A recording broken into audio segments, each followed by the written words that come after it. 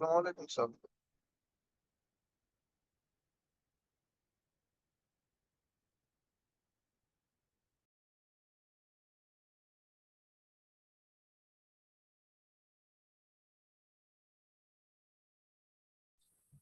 Sir আসসালামু আলাইকুম।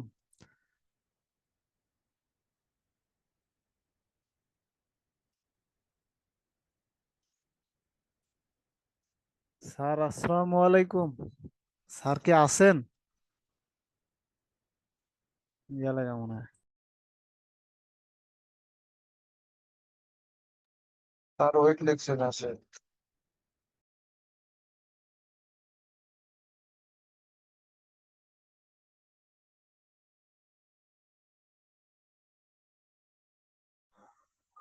আসসালামু আলাইকুম। ওয়ালাইকুম আসসালাম। স্যার ভালো আছেন আপনি? আলহামদুলিল্লাহ ভালো আছি। হ্যাঁ। স্যার একটা দুঃখের সংবাদ শাহসালামের। স্যার। হ্যাঁ, বলুন। ফেস- ফেসবুক খাইয়ে ফেলাইছে আমারটা। জিমেল চেঞ্জ করে ফেলাইছে আমার ওই উইন্ডোজ সেট আপ দিছিলাম, তো এই জন্য টু স্টেপ ভেরিফিকেশন ছিল ওটা নাই। আমার এই বিডিআর নামে ফেসবুকে আমার ওটা রিমুভ করে দিয়েন মেসেঞ্জার থেকে। কিভাবে হলো মানে? আমি এটা আমার টু স্টেপ ভেরিফিকেশন ছিল যে মোবাইল নাম্বার অ্যাড নাই তো। আমি তো বুঝতে পারি নাই কিভাবে এটা বাইপাস করলো। আপনার সিস্টেমে অ্যাক্সেস করছে, সিস্টেম লেভেলে কোনো ইনফেকশন না হয়ে স্যার, থাকতে আমি পারে। আমার উইন্ডোজ আমি চেঞ্জ করছি আমি তখন প্যারট চালাই কালকে রাত্র 10টা বাজে এটা বাইপাস হয়েছে। আমি মেইলে দেখতে পারি, যখন মেইলটা হ্যাকারের মেইলটা আমার কাছে আছে, জিমেল যে জিমেলটা চেঞ্জ করে ও জিমেল রাখছে ওই জিমেলটা আছে আমার। কিন্তু ওই জিমেলে আমি তো আর অ্যাক্সেস নিতে পারতেছি না। এই আমার এটা তো অ্যাকাউন্টটা আমার রিয়েল নামে নাই, এই জন্য তো আমি আর ফিরেই আনতে পারতেছি না। যদি রিয়েল নামে এবং ফোন নাম্বার অ্যাড থাকে তাহলে ফিরিয়ে আনা যায়। আমি এই আপনারা দেখাই, বড় জালার ভিতরে আছি। এখন ক্লাসে কারোর সাথে যোগাযোগ করতে পারতাছি না। এই যে জিমেলটা স্যার দেখেন, হুম, দেখতে পাচ্ছি। এই যে স্যার এই যে জিমেলটা অ্যাড করছেন, অ্যাক্সেস নিছে আমার ফেসবুক এই ভিডিওর এইটা লগ ইনে আমি লগ ইন আর করতে পারতাছি না, এইটা অ্যাক্সেস নিয়ে ফেলছে এই জিমেল দিয়ে। আর আমার জিমেল ছিল ওইটা, আমার এই নিজস্ব যে জিমেল এটা চেঞ্জ করে ফেলছে। আমি এটা চিন্তা করলাম টু স্টেপ ভেরিফিকেশন করা ছিল, তা জিমেলের টু স্টেপ ভেরিফিকেশন মানে সিকিউর না। আমি ওনারে মেইল করছি যে your your Facebook account hack, মানে ওর মেইল পাই, ওর তো জিমেল অ্যাড্রেস পাইছি আমি। তা আমার জিমেলে আমি ওর একটু মেইল টেল করলাম, ও আর রেসপন্স করে নাই।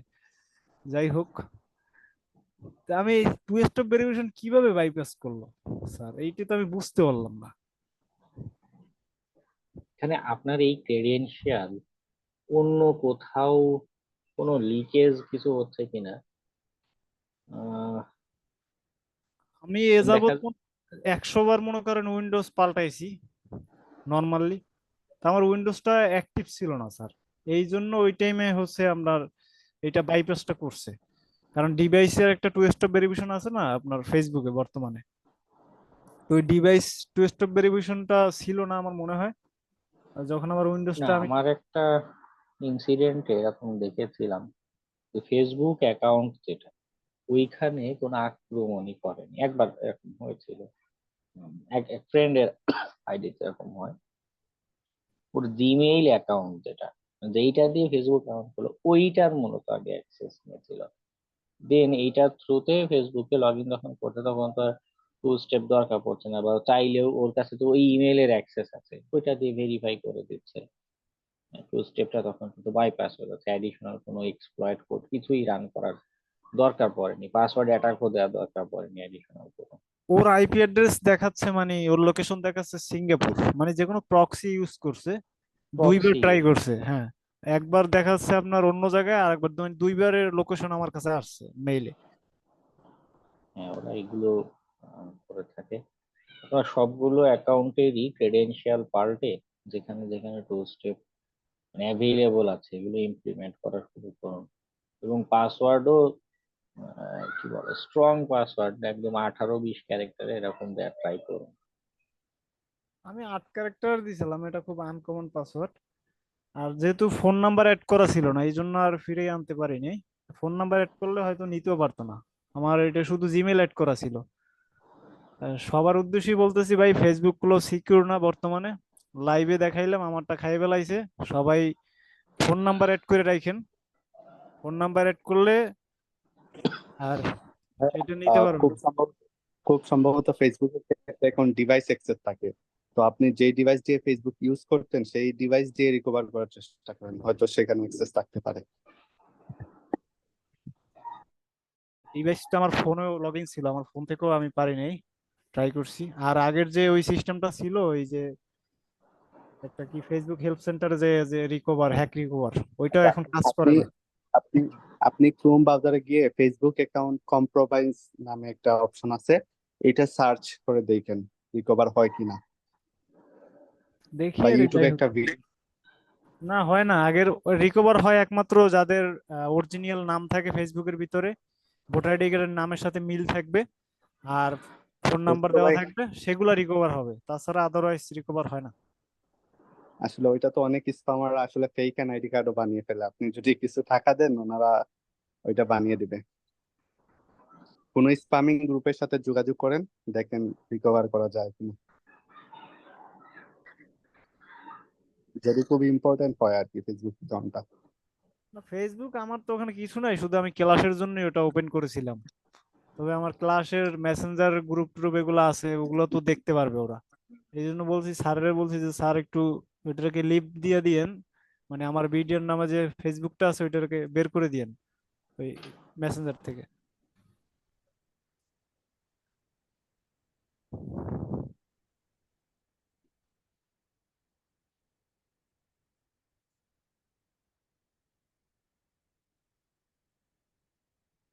ওকে,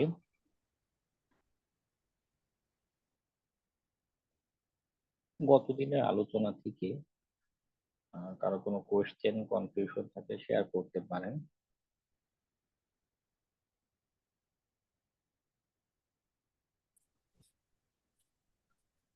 ওই ল্যাবের লাস্টেরটা ওইটা মানে বুঝতে পারিনি ঠিক। একদম লাস্টেটা টাইমিং অ্যাটাক বা সামথিং এরকম কিছু একটা ছিল, মেবি দেখতে হবে ওটা ওইটার সলিউশন কোন দেখে। ওইটার কনসেপ্টটা বুঝতে পারিনি।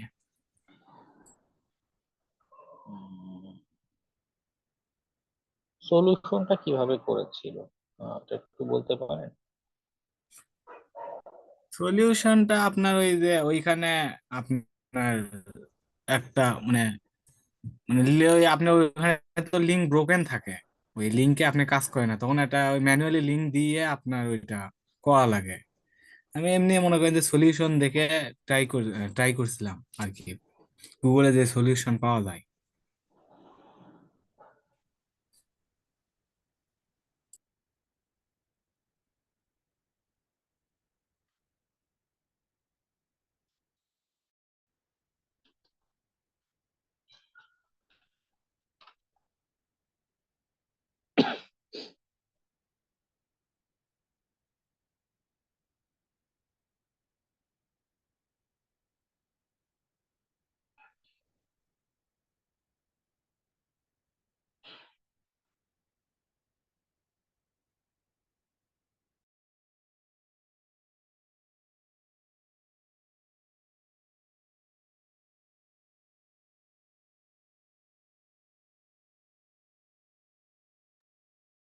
আচ্ছা, এখানে সিম্পলি পেলোড হচ্ছে এটা কথা বলছে না? লেভেল 5, 5টা লেভেলই তো ছিল।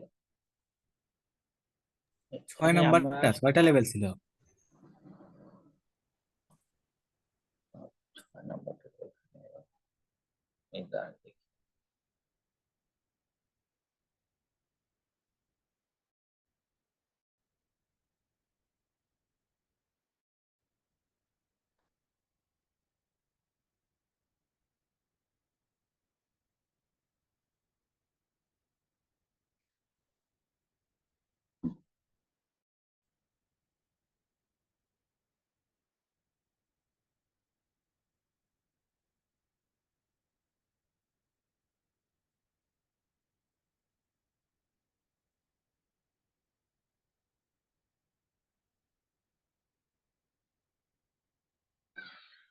ওকে, এখানে আমাদের ডম এক্সএসএস এর একটা কনসেপ্ট ব্যবহার করছে। ওকে, এবং আমরা ইউআরএল এর ক্লাসে একটা ক্লাসে ইউআরএল নিয়ে বলেছিলাম না, যে প্রোটোকলটা আমরা বলে দিতে পারি। এইরকম হেডারের একটা কনসেপ্ট ব্যবহার করছে। এখানে কি বলছে, URL fragments value, fragment begins with, আমরা যে ফ্র্যাগমেন্ট এইচটিটিপি আর এসটিটিপিএস দিয়ে হচ্ছে,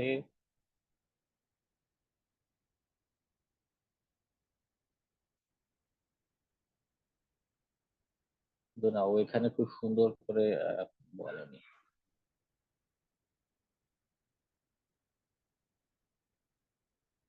আচ্ছা, তা আমি দেখি।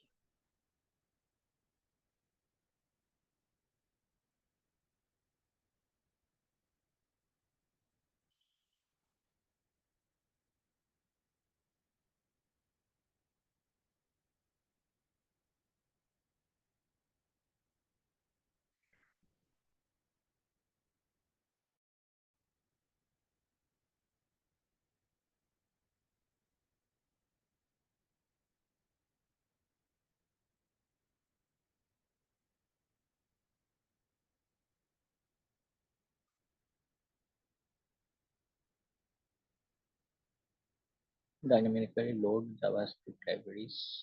Okay. Hash.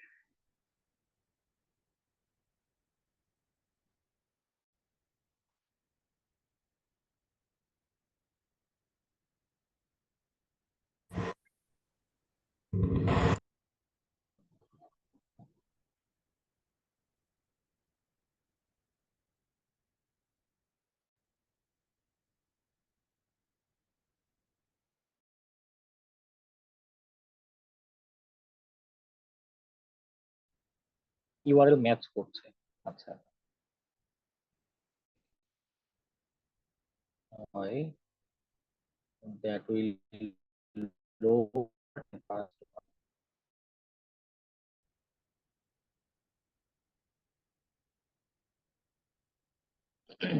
নর্মালি ফাংশন যেটা চেক করছিল যে আমরা যেটাই দিচ্ছি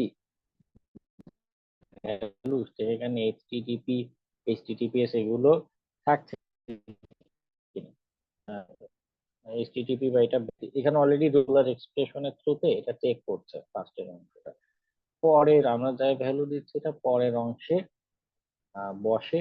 তো পরের অংশে যখন বসাচ্ছে, মানে কনসেপ্ট হচ্ছে এইচটিটিপিএস ব্যতীত google.com কিভাবে লিখছে, আমরা এইভাবে //google.com, তো ওই জায়গায় // দিয়ে আমি google.com না বলে এই যে সাইটটা টেস্টিং সাইট ওর ভিতরই যে alert.js যে ফাইল আছে ওটাকে কল করে দিচ্ছি, দিলে সেটা এক্সিকিউট হচ্ছে।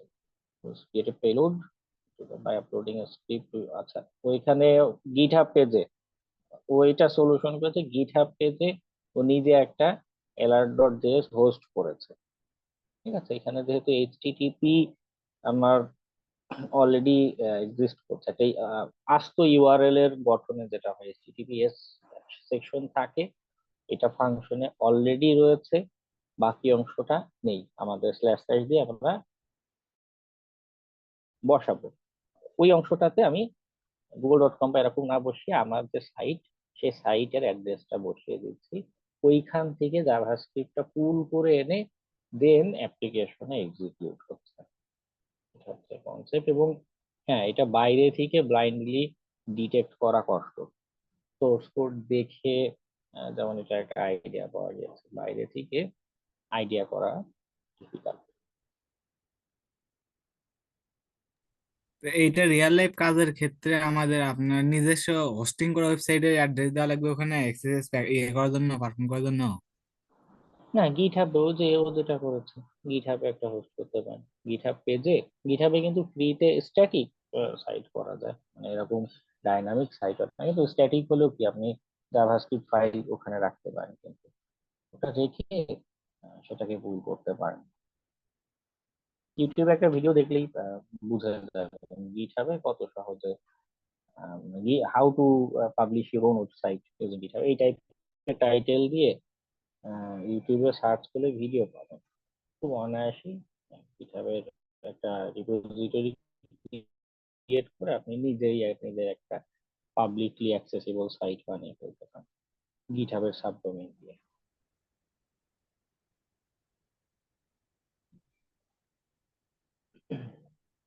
কোনটাতে কোন স্ক্রিপ্ট ভাইয়া দিবেন এটা এক্সএসপিআর আসলে নামে একটা ওয়েবসাইট খুঁজে পাইছি। বলুন। হ্যালো হ্যাঁ বলুন। ভাইয়া, আমি এক্সএসপিআর নামে একটা টুলস খুঁজে পেয়েছি আর কি। সেটা দিয়ে আপনি vulnerability অ্যানালাইসিস করতে পারবেন। এক্সএসএস এর যদি কোনো vulnerability থাকে আর কি, তাহলে ওটা আপনি অ্যানালাইসিস করতে পারবেন। এটা জি ভাইয়া, এটা। হ্যাঁ হ্যাঁ, আমি তো গতদিনও বললাম না যে অটোমেটিক অনেক এরকম টুলস আছে, এটাও আমাদের হেল্পফুল। এবং এটা একটা টুলস কিভাবে গিটহাব থেকে ডাউনলোড করে রান করতে হয় এটা কিন্তু আহামরি আবার বলার কিছু নেই, এত 30-35টা ক্লাসে বলে। ওকে, তো এটা যেহেতু ইজি পার্ট, এটা আপনারা যে কেউ যে কোনো টুলস ডাউনলোড করে রান করতে পারবেন। ডিফিকাল্ট পার্ট হচ্ছে ম্যানুয়ালি টেস্ট করাটা। তো এই জন্য আমি ক্লাসে ফোকাসটা দিয়েছি ম্যানুয়াল ওটাতে। আহ, আমার সামনে টার্গেট রয়েছে আমি কোন স্ক্রিপ্ট ট্রাই করব। এটা ডিফিকাল্ট, আসলে বুঝে ওঠা ডিফিকাল্ট যে অনেক সময় আইডিয়াই করা যায় না কি হচ্ছে। ওয়েবের রেসপন্স দেখে দেখে বোঝার চেষ্টা করা যেতে পারে যে আচ্ছা, যেমন এই এক্সএসএস গেমে এক এক সময় এক একটা লেভেলে এক এক ধরনের পেলোড আমাদের দেয়া লাগছিল। আপনি মনে করুন স্টোর্ড এক্সএসএস এ একটা পেলোড দিলেন, এক্সিকিউটিভ হলো না, বা আপনার ওয়েব পেজে শো করছে কিন্তু আহ, যে ফাংশনটা বলেছেন মনে করেন সেটা আসছে না। ঠিক আছে, আপনি হচ্ছে ওয়েবের রেসপন্স দেখে সে কোন অংশটুকু অ্যাকসেপ্ট করছে, বা মনে করুন আমি অ্যাঙ্গেল ব্র্যাকেট দিলাম, সিঙ্গেল কোটেশন দিলাম, এগুলো কি থাকছে কিনা না এগুলো এনকোড করে বা টোটাল ডিলিট করে দিচ্ছে। ওকে, এইভাবে রেসপন্স দেখে দেখে একটু একটু করে আইডিয়া, মানে একদম জিরো থেকে কোনো আইডিয়া হবে না, অনেকটা এক্সপেরিমেন্ট টাইপের করে যেতে হয়। আচ্ছা অন্যটাতে কাজ করে কিনা, এইটা আমি একটু ভিন্ন ভাবে লিখি, একটু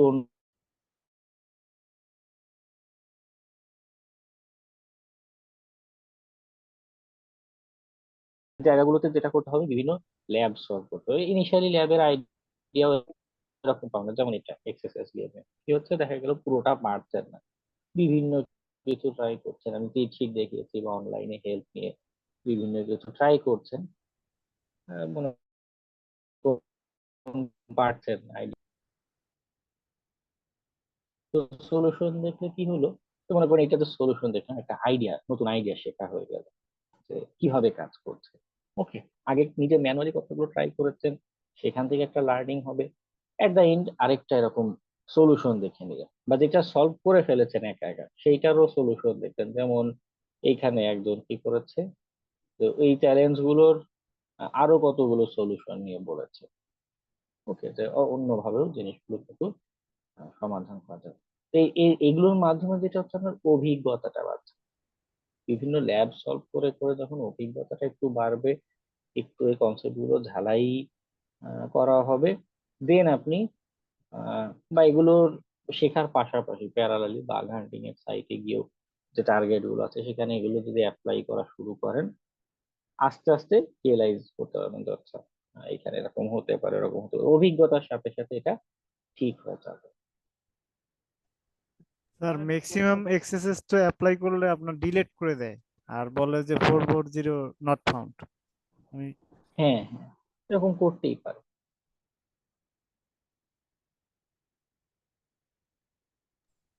ভাই লিঙ্কে, এই যে চ্যাটে একটা লিঙ্ক দিচ্ছি ল্যাবের।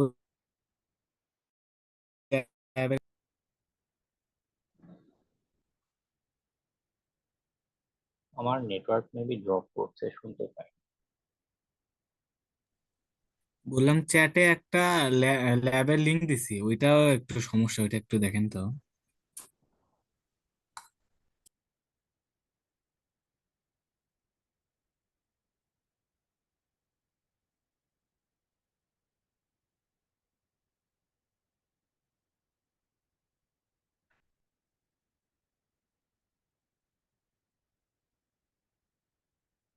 ওয়েব পেনিট্রেশন টেস্টিং যেটা, এখানে মূলত আমরা এইভাবে অ্যাপ্লিকেশনের এই দুর্বলতাগুলোই খুঁজে বের করার ট্রাই করি।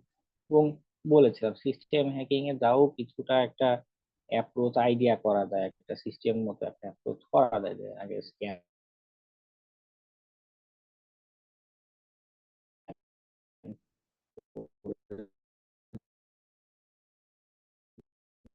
আমি সিস্টেম অ্যাক্সেস ট্রাই করি বিভিন্ন, মানে এক এক সময় দেখা গেলে এক এক রকম এন্ট্রি পয়েন্ট আছে। ওকে, সেটাতে আমাদের বিভিন্ন টেকনিকে দেখা যাচ্ছে একই সিঙ্গেল এন্ট্রি পয়েন্ট, একটাই ইউআরএল পেয়েছে, এখানে এসকিউএল ইনজেকশনও আইডিয়া করতে পারি, এক্সএসএস ইনজেকশন আইডিয়া করতে পারি। ঠিক আছে, এখন মাল্টিপল জিনিস ট্রাই আউট করে যেতে হয়। একটু কনফিউজিং, একটু ডিফিকাল্ট অ্যাপ্লিকেশন সিকিউরিটিটা। ওকে, এটা কি বলছে ডম এক্সেস যে কোয়েরি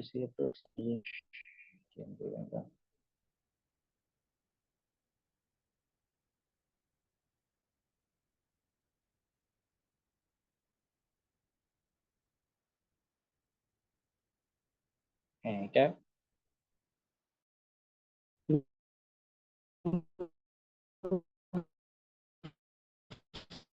সলিউশন দেখে নেবেন, কেমন লাইভ ক্লাস আর সময় লেগে যাবে। ওকে, ইউটিউবে সলিউশন পাবেন এগুলো সবগুলো, বা যে কমিউনিটি সলিউশন পেজে গেলেও এখানে ওরা এই রিলেটেড বেশ আলোচনা করে থাকে। ঠিক আছে, এগুলো কয়েকটা দেখুন কেমন।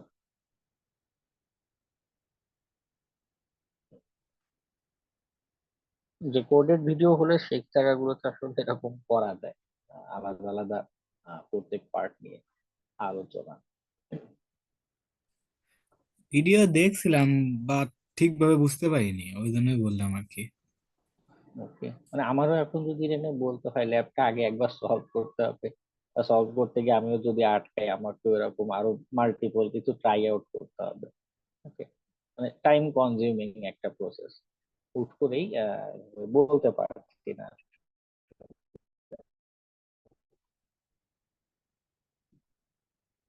আচ্ছা, গতদিন এক্সএসএস গেমের যে সাইটটা দেখলাম, এটার বাইরে শুধু অ্যানোনিমাস উনি একটা ট্রাই করেছেন ল্যাবে, বাকিরা আমাকে একটু রেসপন্স করুন যে এইটার বাইরে আর কি কি ট্রাই করেছেন এক্সএসএস রিলেটেড। স্যার ট্রাই হ্যাকম্যান থেকে একটু ল্যাবের একটা অর্ধেক সলভ করছে আর অর্ধেক করি নাই। ওই জায়গাতে হচ্ছে এক্সেস এর হচ্ছে টাস্ক দিছিল, যা সলভ করছে ওটাতে হচ্ছে মানে ওয়েব অ্যাপ্লিকেশনের হচ্ছে একটা লিঙ্ক দিছিল, ওই জায়গাতে যায় মানে হচ্ছে এই এই গেমের মতনই কিছুটা ছিল ওখানে। কিন্তু এই গেমের থেকে ওইটা দেখলাম তো একটু সহজ ছিল। হ্যাঁ, এক একজন এক এক ভাবে উপস্থাপন করে থাকে। ওকে, দুইজন পেলাম, বাট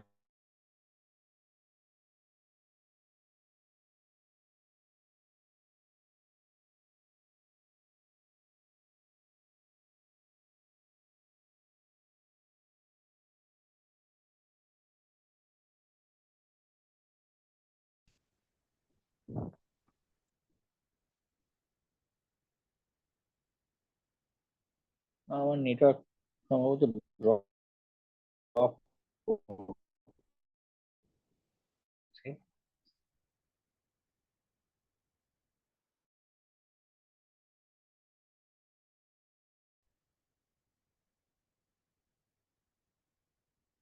ওকে, আর দুইজন কিছুটা ট্রাই করেছেন, টোটাল 4 জন পেলাম। বাকিদের কি অবস্থা ক্লাসে? আমার দুইটা অ্যাকাউন্ট, তো 21 জন আছেন, 21 জন থেকে মাত্র 4 জনের রেসপন্স।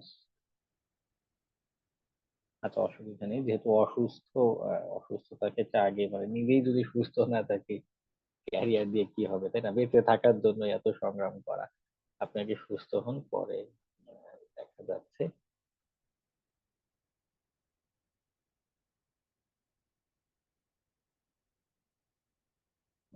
এসকিউএল ইনজেকশন তো এখনো সেটা দরকার। 4 জন পেয়েছি, দুইজন, একজন ডেডিকেটেডলি অনেক ট্রাই করছেন, বাকি 3 জন মিডিয়াম লেভেলের ট্রাই করেছেন? তাহলে আমি একটা দেখছিলাম, কিন্তু ওখানে আমি মানে এই গেমটাই বুঝতেছি না, আর ওখানে তো আরোই বুঝতেছি না। এগুলো ট্রাই করে যেতে হবে। মানে ওখানে একদম এটা কিছু না হলো পারলে ওটা সলিউশন দেখে দেখেও, মনে কোন কিছু না পেলাম অন্তত এইটা দেখে আমি পেস্ট করি, বা এই লাইনে কি বলছে এই সলিউশনটা, এদের ব্যাখ্যা কি আছে, ডাইরেক্ট এগুলোই পড়া শুরু করি। ঠিক আছে। ওখানে দেখলাম ওই একদম। অনেকগুলো দেয়, ওখানে বলছে একটা ল্যাব আছে, যে কোড ল্যাবটা, আমি এটার মধ্যে ঢুকছিলাম। এটার মধ্যে 3টা লেভেল আছে, ইজি আছে, মিডিয়াম আছে, ইন্টারমিডিয়েট, এরকম ভাবে সাজানো আছে। ইজি গুলোই পারতেছি না, তো অনেক হ্যাঁ, চেষ্টা একদম করছিলাম। বিগিনার লেভেলে আপনি ইজি গুলো পারবেন না, এটাই তো স্বাভাবিক। ওকে, আস্তে আস্তে এটা গ্রো হবে।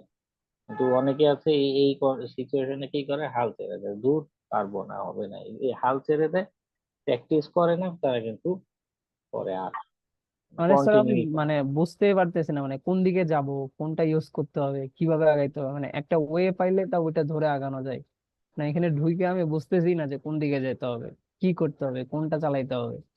মানে পড়তেছি, হ্যাকিং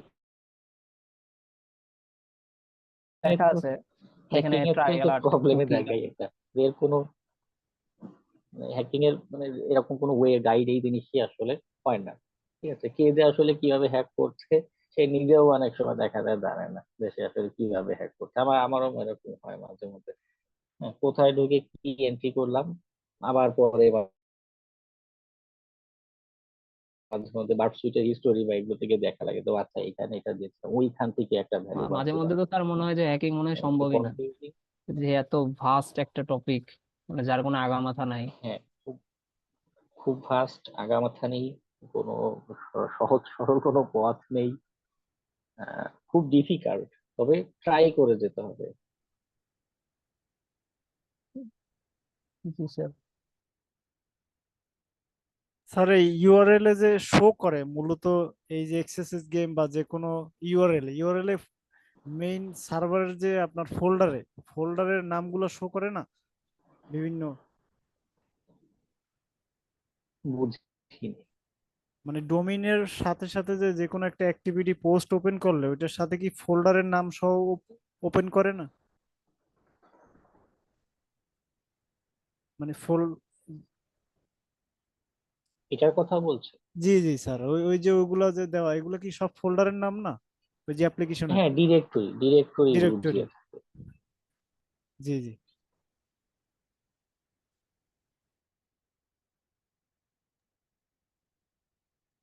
স্যার বাগ বাউন্টির ক্ষেত্রে নাকি হচ্ছে এই যেগুলো অটোমেটিক টুলস এগুলা নাকি নিষেধ থাকে। আমরা কি অটোমেটিক টুলস থেকে মানে রান করার পরে যে ওখানে যে প্যাকেট দেখার পর ওইটা থেকে আইডিয়া নিয়ে যদি ম্যানুয়াল টেস্ট করি ওইটা কি লিগেল হবে? একদম ইনিশিয়াল ফেজে কিছু আইডিয়া নিতে পারেন, তবে এটাও মাথায় রাখতে হবে যে শুধু আপনিই না, ইন্ডিয়া বাংলাদেশ এরকম আরো তারা রান করে রিপোর্ট করে বসে আছে।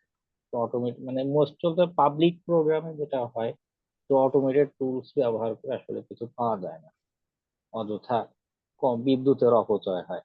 ঠিক আছে, আর কিছুই হয় না।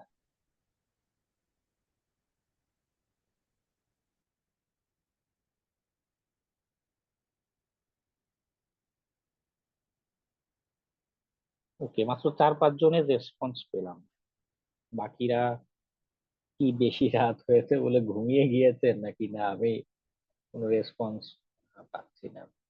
আচ্ছা, একজনের বিদ্যুৎ ইস্যু ছিল, 5-6 জনের মতো হুম। হাইস্ট পেলাম। ভাইয়া এই যে একজন বলতেছিলেন, হ্যাঁ আমরা যারা বিগিনার এরা এখন আইসা গোলায়া ফেলছি, এখন আর বুঝতেছি না কোন দিকে যাব, কোনটা কি করব।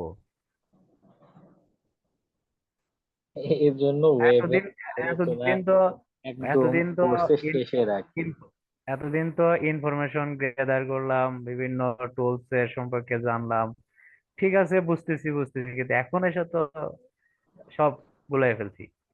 হ্যাঁ, হ্যাঁ, এটা এখন আর কোন দিকে যাব, এইরকম কোন দিকে কি করব ডিফিকাল্ট প্রসেসটা ডিফিকাল্ট বলেই আমি একদম লাস্টে আলোচনা রেখেছি, কারণ জানি যে একদম শুরুতেই যদি এইভাবে একটা অ্যাপ্রোচে আগাতাম দেখা যেত যে কিছুই মাথায় ঢুকছে না। ওকে, ওয়েবের অ্যাপ্রোচটাই একটু ভিন্ন রকম। সিস্টেমে যেরকম একটা অ্যাপ্রোচ আমরা করতে পারি, অ্যাপ্লিকেশনে সেভাবে অ্যাপ্রোচ আমরা করতে পারি না। করলে আমরা উইকনেস পাবো না অ্যাপ্লিকেশনে। এই যে একটা সাইটে এসেছে, কোন জায়গায় কি লিঙ্ক আছে, এই জায়গায় লিঙ্ক আছে, এই জায়গায় সার্চ বক্স আছে, তার কিন্তু কোনো আগা মাথা নেই। হ্যাঁ, কোনো সব সব সাইটই যে একই প্যাটার্নে বানানো থাকে এমনও কিন্তু না। একটা এই জিনিস একটা এই পেজের সাথে দেখা জিনিসগুলোই যায় আরো আমাদের 5-7টা এরকম ফাংশন পেজ এখানে ইনক্লুডেড। তো এইটাই আমাদের মাথা গুলাই দিচ্ছে এখন। ভাইয়া, আর হ্যাঁ, আমরা আর কয়টা ক্লাস পাবো? আর আজকে কত নাম্বার ক্লাস তো? 33। 33। আর 3-4টার মতো ক্লাস হবে। 3-4টা। ওকে, দেখি লাস্ট পর্যন্ত শুনি, অবুঝের মতো শুনতে থাকতেছি আর কিছু না। এখন এখন কিন্তু এই জিনিসটা হচ্ছে, এতদিন যাই হোক এখন মানে মাথা গুলে যাচ্ছে। যেন অনেক পরিমাণে প্র্যাকটিসের আসলে কোনো বিকল্প নেই।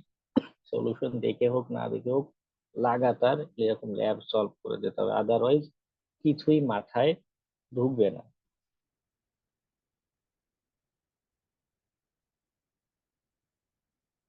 আচ্ছা, আমরা হোসেন একটা ভালো কোশ্চেন করছেন যে এক্সএসএস এর আলটিমেট গোলটা কি। কতদিনও এক্সএসএস নিয়ে আলোচনার সময় বলছিলাম যে এটা মূলত ক্লায়েন্ট সাইড অ্যাটাক, অর্থাৎ যে এই সাইটটার ব্যবহারকারী আছে, মনে করুন এই গিটহাব পেজটা ফর এক্সাম্পল, এইটার এক্সএসএস দুর্বলতা আছে।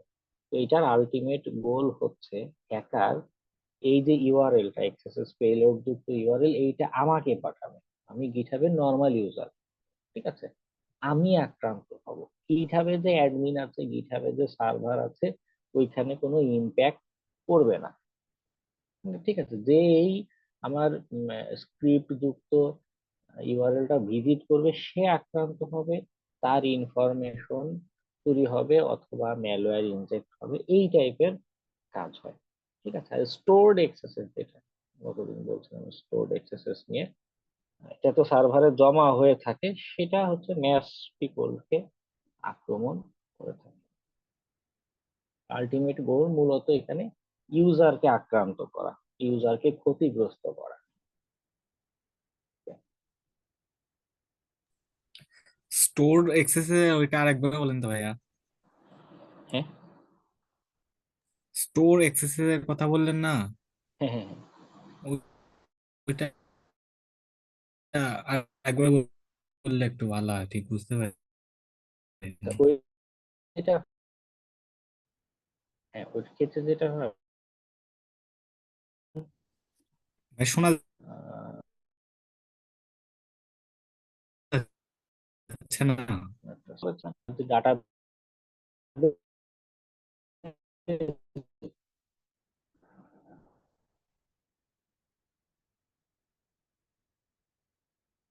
হ্যালো, জি, এখন শোনা যাচ্ছে। নেটওয়ার্কটা খুব প্রবলেম করে রাতের দিকে। দিনের বেলা অফিসেও আমি এরকম খারাপ নেটওয়ার্ক পাই। এই সাবমেরিন কেবল ইস্যুটার জন্যই নাকি এরকম ড্রপ চলছেই। ভাই, আমি ওয়াইফাই দিয়ে ব্যবহারই করতে পারতেছি না, আমি ঢুকতেই পারতেছি না, মোবাইলের ডাটা দিয়ে ঢুকলাম। আমিও এই অডিও যে এটা আছে পার্ট, এটাও মোবাইল ডাটা দিয়ে নিচ্ছি। ওয়াইফাই এত খারাপ অবস্থা।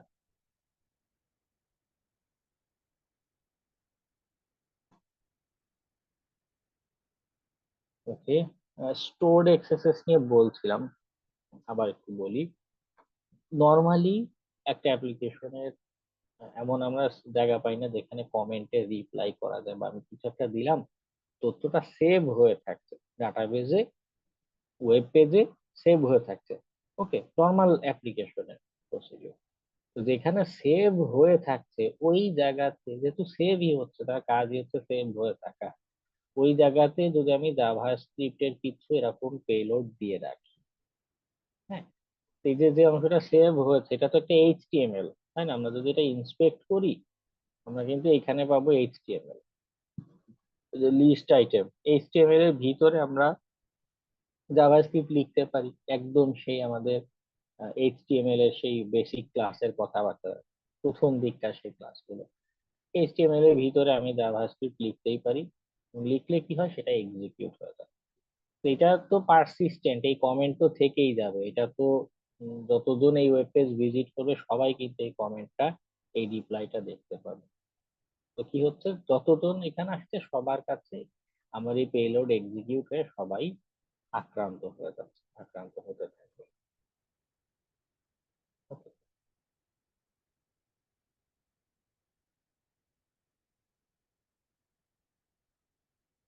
আর বর্তমানে তো এক্সএসএস পাওয়া যায় না ওয়েবসাইট গুলোর ভিতরে, মানে এক্সএসএস এর যে ভালনারেবিলিটি এটা খুঁজেই পাওয়া যায় না।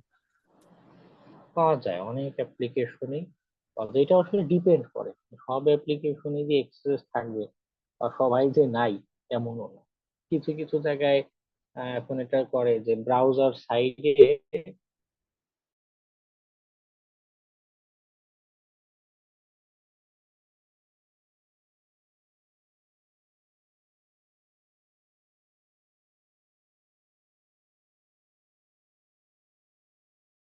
যদি ডকুমেন্ট ডট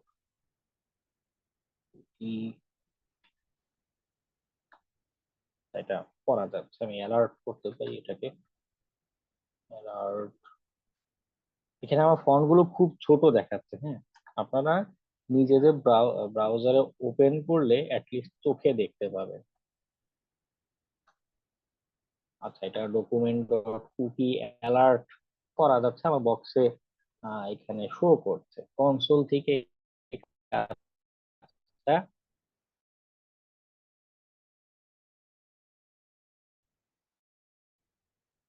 করা যাচ্ছে। অনেকে প্লাস কিছু যেটা ফাংশন আছে এগুলো এক্সিকিউটিভ হতে পারে। তাহলে আপনার এন্ট্রি পয়েন্ট আছে, রিপ্লাই করতে পারছেন, ইনপুট দিতে পারছেন, কিন্তু তারপরও পেলোড এক্সিকিউট হচ্ছে না। ওকে, পেলোড এক্সিকিউট না হলে তো আমি শুধু এন্ট্রি দিতে পারলে তো এক্সেসেস বলতে পারি না, সেটা এক্সিকিউট হতে হবে।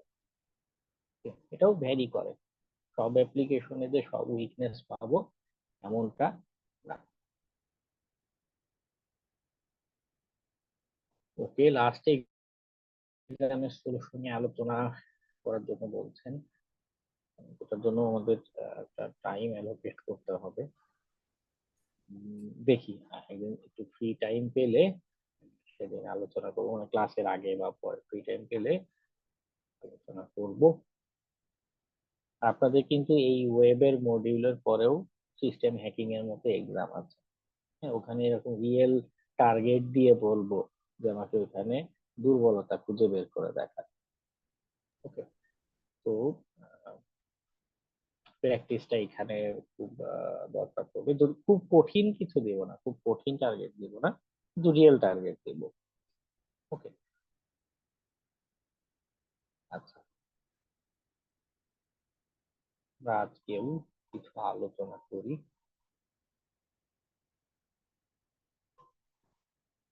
আজকে কি উইকনেস নিয়ে আলোচনা করা যায়?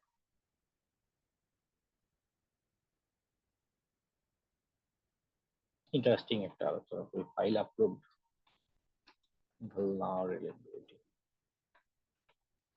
আজকে একটা অ্যাপ্লিকেশনের সিকিউরিটি টেস্ট করছিলাম, ওখানেও এই উইকনেসটা দেখলাম। ওকে, তো আলোচনা করি। যেটা হয় এই উইকনেসটাতে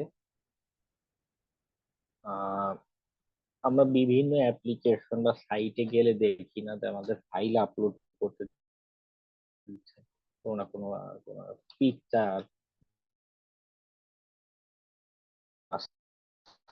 সামথিং, আমরা আমাদের কোনো ডকুমেন্ট হতে পারে, হ্যাঁ, এনআইডি, স্ক্যান কপি, ফটোকপি, এগুলো আপলোড আমাদেরকে করতে বলে।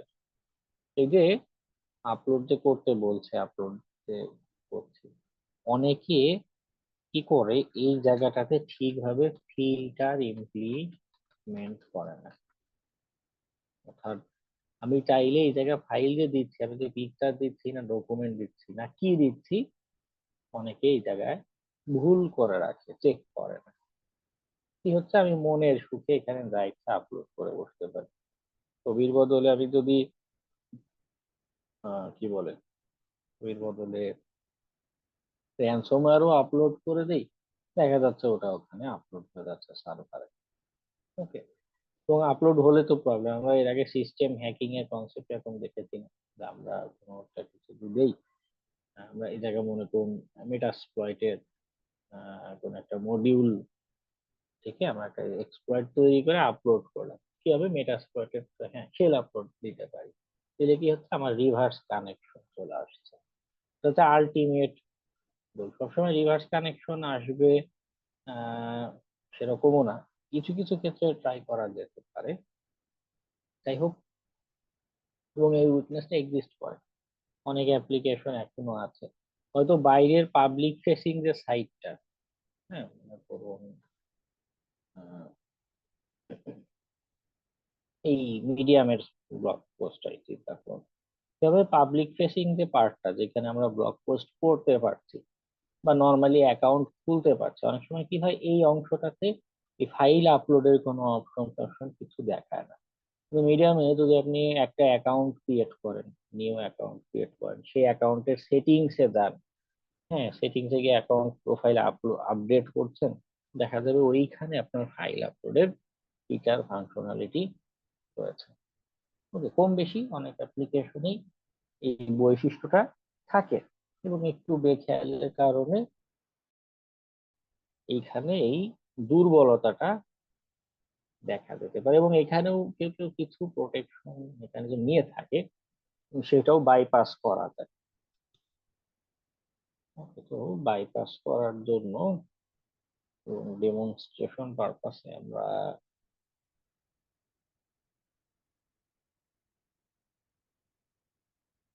ট্রাই হ্যাক নিতে যাই। একটা ল্যাব দিয়ে না বোঝালে, আমি তো আমার কল্পনা থেকে বলছি, আপনাদের হয়তো মাথায় সেটা যাবে না। আচ্ছা, আমি একটু লগ ইন করে নিই Hackmeet-এ।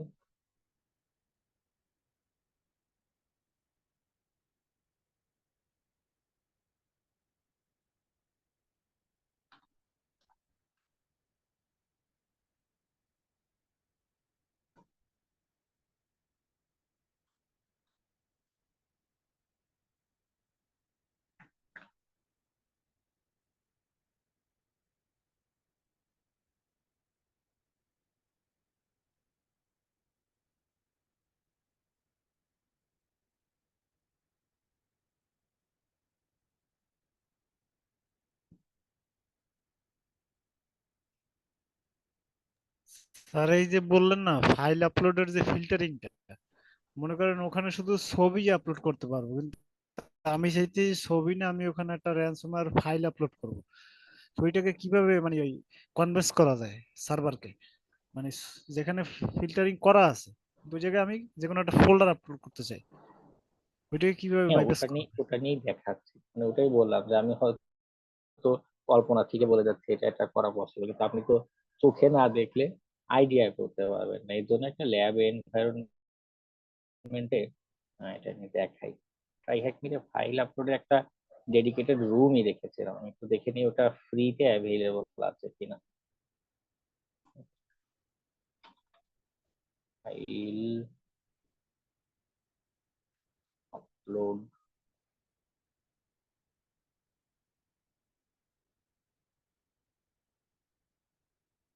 না এটা ফ্রিতে অ্যাভেলেবল নেই, আমার অ্যাকচুয়ালি প্রিমিয়াম ছিল তখন দেখা।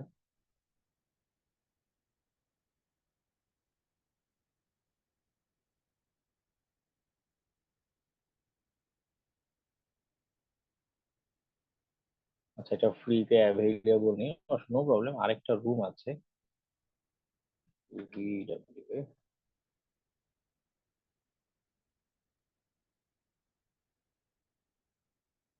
এইখানেও ফাইল আপলোডের উইকনেসটা এক্সিস্ট করে।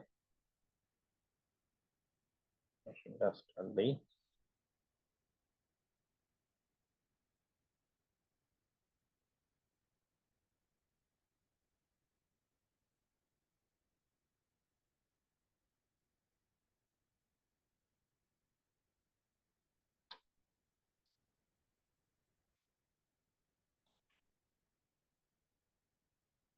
আইপি অ্যাড্রেসটা চলে আসবে দ্রুতই।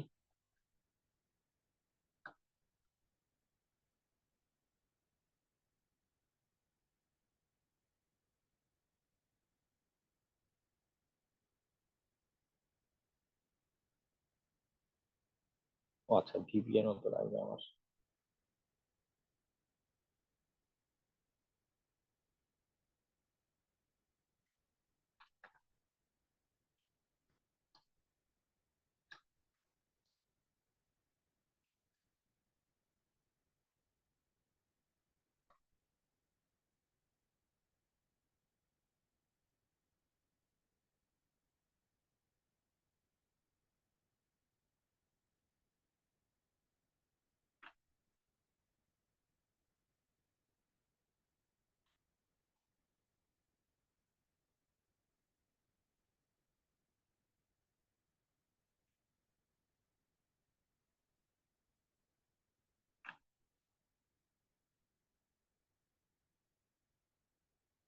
ফর সাম রিজন আমার ভিপিএন এ কানেকশন নিচ্ছে না, মেবি ফাইলটা করাপ্টেড অর সামথিং। যদি বিল্ট ইন অ্যাটাক বক্স থেকে দেখেন, ওকে এই রুমটাও দেখা যেতে পারে।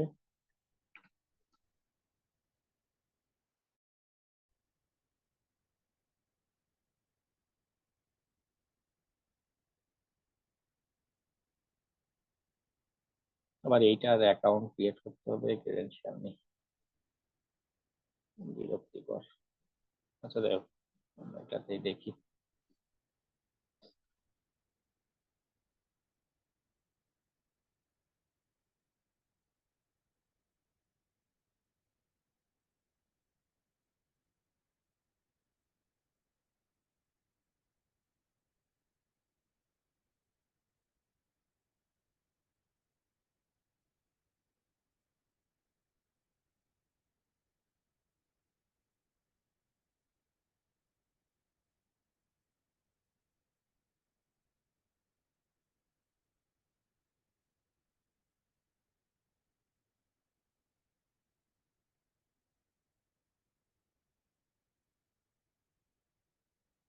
ভিপিএন কানেকশন পাচ্ছে না,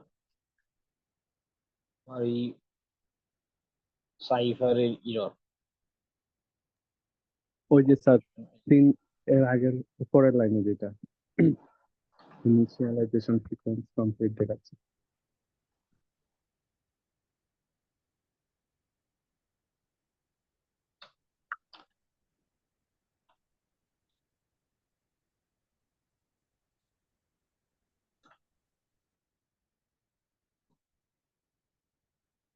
ও নাইস, তাহলে তো দুশ্চিন্তা কমে গেল, ধন্যবাদ।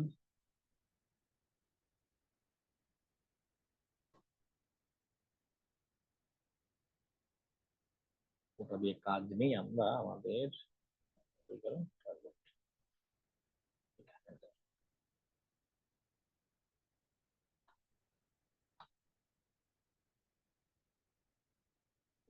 সাইটটাতে যেটা করেছে অলরেডি আগে থেকে বেশ কয়েকটা চ্যালেঞ্জ বানানোই আছে, বিগিনার লেভেল প্র্যাকটিসের জন্য ইউজ করতে পারেন। এবং একটা বিষয় হচ্ছে এখানে কয়েকটা লেভেলে ভাগ করা আছে, জাস্ট বোঝানোর সুবিধার্থে। হ্যাঁ, ফার্স্ট একটা লো লেভেল নেই, ফাইল আপলোড পাঠাতে। রিয়েল ওয়েবসাইটে কিন্তু এভাবে কেউ আপনাকে বলে দেবে না, পাশে লিস্ট করা থাকবে না যে এইখানে এই উইকনেস আছে, আসো হ্যাক করো, টাকা দিচ্ছি তোমাকে। রিয়েল ওয়েব অ্যাপ্লিকেশনে কি হবে, খালি এই এই পার্টটা দেখতে পাবেন। হ্যাঁ, বাম পাশের এই অংশটা নাই, শুধু দেখতে পাবেন এই পার্টটাকে। কোথাও গিয়েছেন, কোনো একটা ফাইল আপলোডের জায়গা আছে। আমাদের বার সুইটটাকে অন করে ফেলি। বার সুইট,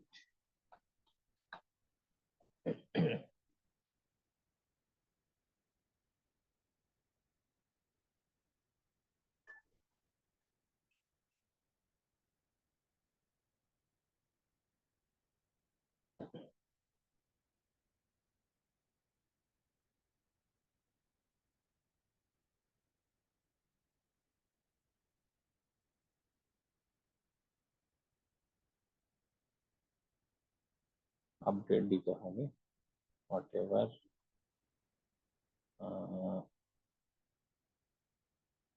আচ্ছা, এখান থেকে ক্লোজ করতে বার্ব সুইটে বিল্ট ইন যে ব্রাউজারটা আছে এটা ইউটিলাইজ করি। না, কারণ যেটা হবে আমাদের এই ট্রাফিকটা ক্যাচ করতে হবে। ওই ওয়েট এ মিনিট, আইপিটা কপি করলাম, এটা কি স্কুল ইন্টারসেপ্ট অফ, হ্যাঁ ইন্টারসেপ্ট অফ আছে।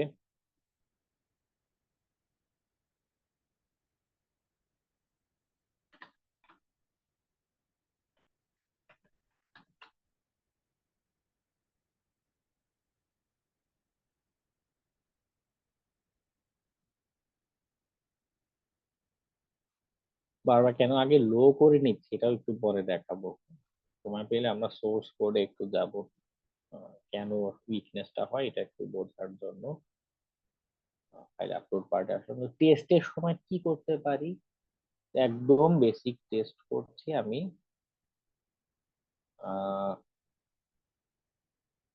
নর্মাল একটা ফাইল আপলোড করব, ঠিক আছে। ফাইল অপশনে গেলাম, আমাকে কি চাচ্ছে, ছবি চাচ্ছে, তো আমি একটা ইমেজ ফাইল এখানে আপলোড দিই। আচ্ছা ইমেজ ওখানে র্যান্ডম ইমেজ নিয়ে আসি।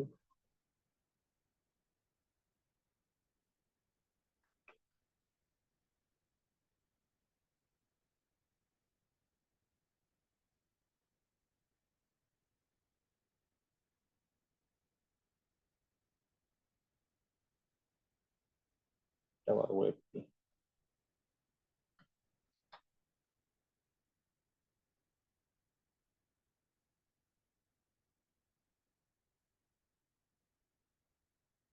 ওকে পিকচার্সে আমি এটা সেভ করে রাখি ক্যাট ডট জেপিজি, একটা ভ্যালিড ইমেজ। ওকে আমি আপলোড কি করছি, একটা valid image, cat dot JPG দিলাম, আপলোডে দিলাম, ইন্টারসেপ্টটা অন করে দেব। কি হচ্ছে কেন হচ্ছে আমাদের এটা বোঝা দরকার। আপলোডে ক্লিক করি, রিকোয়েস্টটা দেখুন এখানে ধরা পড়েছে। একটা মিনিট আমি ফন্ট বড় করে নিই, নাহলে যেটা হয় আমি নিজে আসলে চোখে দেখি না।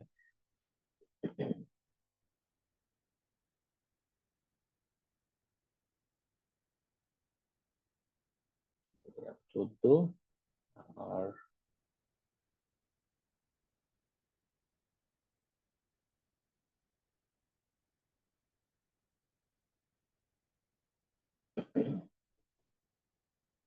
এখন একটু চোখে দেখা যাচ্ছে তাই না, নাকি আরো বড় করবো ফন্ট, বোঝা যায় লেখাগুলো ঠিক মতো? আর একটু বড় করলে ভালো হয় ভাইয়া। ওকে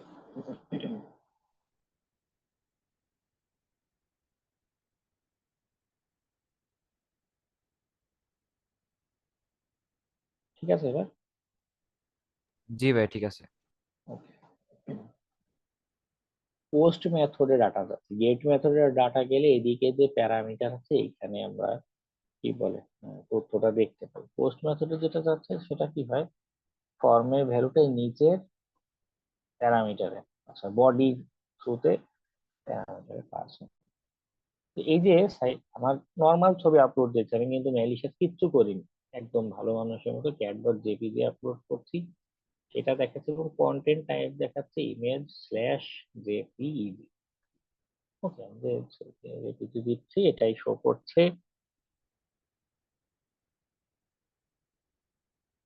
নিচে হচ্ছে অ্যাকচুয়াল ছবির ফাইলটা, ওটা এরকম বাইট স্ট্রিম আকারে, বাইট আকারে ভাগ হয়ে তারপর upload হচ্ছে যাচ্ছে। ঠিক আছে?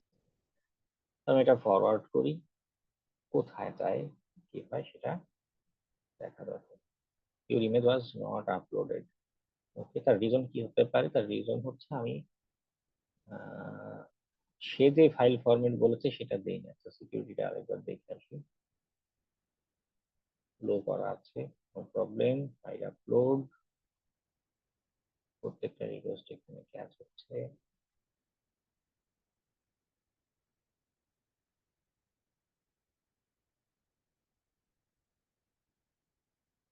রিনেম করে দিই,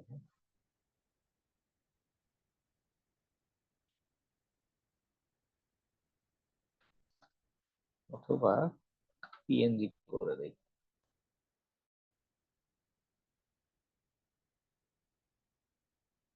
পুনরায় ফাইলটা আপলোড করি, আমি হচ্ছে কি কেন দিচ্ছি, যে টেস্ট করার জন্য ফাইলটা আপলোড হচ্ছে কিনা। যদি আপলোড হয়, কি কি রিকোয়েস্ট আদান প্রদান হচ্ছে। Second phase. থার্ড ফেজ হচ্ছে ও যে আপলোড হচ্ছে, আপলোড হয়ে যাচ্ছে কোথায়, এটাও আমাদের দেখার জরুরি। ক্লিক করি, ইমেজ স্ল্যাশ পিএনজি বলছে, এবার আমার নামের এক্সটেনশন দেখে সে চেক করছে, এটা ফরওয়ার্ড করি। তো দেখি আপলোডই নিচ্ছে না, যন্ত্রণা তো।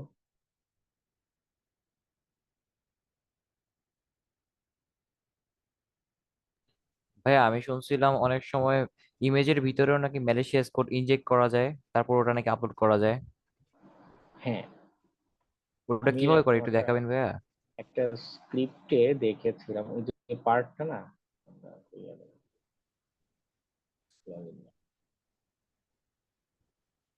আপলোড যে করছি না, এই ফার্স্ট এই পোর্শনটাকে পার পিএইচপি বা অন্য কোনো কোড সেখানে আপলোড হচ্ছে, আর নিচে ইমেজের বাকি যে অংশটা সেটা সেম। যেমন ওইটার টুলসটার নামটা ঠিক মনে পড়ছে না এই মুহূর্তে। ওকে, এরকম একটা আছে। আহ, ভাইয়া আচ্ছা, মনে পড়লে একটু বলে দিন। হ্যাঁ ভাইয়া। হ্যাঁ হ্যাঁ হ্যাঁ। বা আপনি কোনো ব্লগ পোস্টে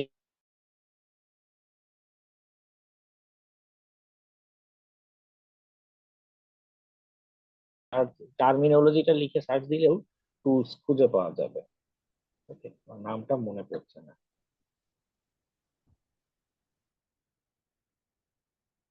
আমি ছিলাম ছবিটা আপলোড করার অংশে, এইটা আবার দিই। এবার জেপিইজি ফরম্যাট দিয়েছে, যা থাকে কপালে দিলাম। সিকিউরিটি লো জেপিইজি, কিছুই আপলোড নিচ্ছে না। এটা বললো কিছু, নতুন একটা ছবি ট্রাই করি আমরা।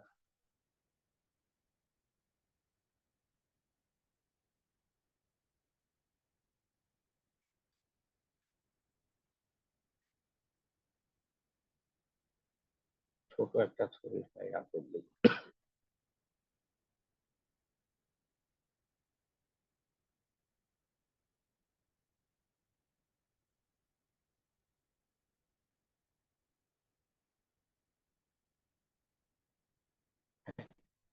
এইটা সাকসেসফুলি আপলোড হয়েছে আমার ছবিটা। কোথায় আপলোড হয়েছে সেইখানে মেসেজ আকারে শো করছে। তো এই পর্যায়ে আমি যে কাজটা করতে পারি, ফাইল তো আপলোড করেছি, ফাইলের বদলে অন্য কিছু যে আপলোড করি, সেটা কেমন। আমাদের ডিভিডব্লিউ এর এই ইউআরএলটাতে যখন গিয়েছিলাম,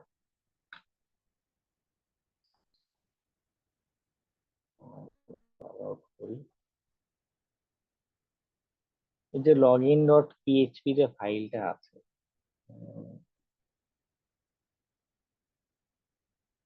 না, পিএইচপি রিভার্স শেল দিয়ে দেখে আগে। যেহেতু পিএইচপি তে তৈরি করা, আমরা রিভার্স শেল দিয়ে অ্যাক্সেস, একদম আলটিমেট উইকনেস যেটা বলছে সেটা কিভাবে করবো। অনলাইনে অনেক রিভার্স শেল অ্যাভেলেবল আছে, পেনটেস্ট মাঙ্কির এটা আমরা ব্যবহার করতে পারি।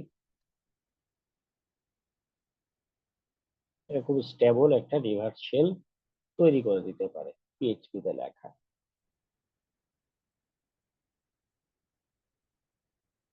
ওকে, আমি এটা ডাউনলোড করে নিয়ে আসি টার্মিনালে।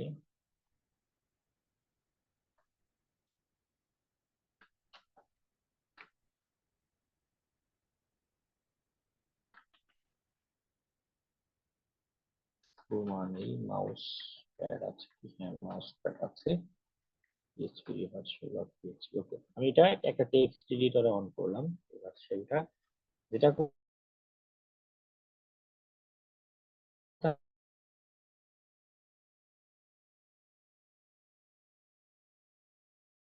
কোন আইপি অ্যাড্রেসে কানেকশন আসবে, এবং দেয়ালে গিয়ে মেটাস্প্লয়েটের মাল্টি হ্যান্ডেল দিয়ে এটা ব্যবহার করতে পারবো। আমি যদি আইপি অ্যাড্রেসটা দেখে ফেলি, আমাদের ট্রাই হ্যাকমির আইপি অ্যাড্রেস হচ্ছে 116। পোর্টটা কপি করি, try hack me locally IP অ্যাড্রেসটা এখানে করলাম এবং কোন পোর্টে কানেকশন আসবে আমি দিয়ে দিলাম 4500 নাম্বার পোর্টে কানেকশনটা আসবে। আর কিছু মডিফাই করার দরকার পড়ে না, একটা সার্ভারে আপলোড করবো, এখানে আমার রিভার্স কানেকশন নিয়ে চলে আসবে। আমি এখানে এমএসএফ কনসোলটা রান করে ফেলি আমার কানেকশন ধরার জন্য, আসতে থাকুক, ফাইলটা আপলোড করি আমরা। হ্যাঁ, আমরা রিভার্স শেল আপলোড করবো, reverse shell dot PHP upload যখন করছি আমার টার্মিনেট ইন্টারসেপ্টর অন আছে, আপলোড করি। এবার দেখুন সেটাকে ধরতে পারছে যে অ্যাপ্লিকেশন স্ল্যাশ এক্স পিএইচপি। অনেক ওয়েব অ্যাপ্লিকেশন আছে এই কন্টেন্ট টাইপ হেডারটা দেখে ডিটারমাইন করে যে কি আপলোড দিচ্ছি, ওকে, বা এই নামের এক্সটেনশন দেখে ডিটারমাইনের চেষ্টা করে। কেউ কেউ আছে ফ্রন্ট এন্ডে, আমাদের এই যে এইখানে যে আপলোড করছি এইখানে ভ্যালিডেশনের ব্যবস্থা করে, ফ্রন্ট এন্ডে চেক করে যে এটা কি আপলোড দিচ্ছি পিএইচপি নাকি। এই অংশে যদি আমার এটাকে ভ্যালিড বিবেচনা করে ফ্রন্ট এন্ড থেকে, এটা সার্ভারে চলে যায়, সার্ভারে আটকায়।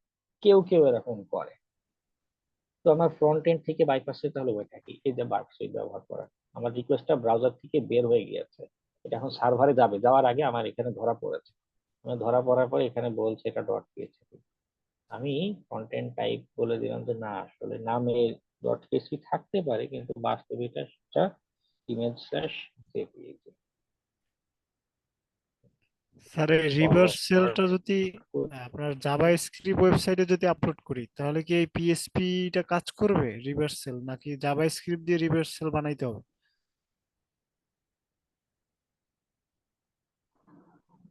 কেটে গেল কথাগুলো, মেবি আমার ওয়াইফাইটা স্লো করছে। স্যার এই যে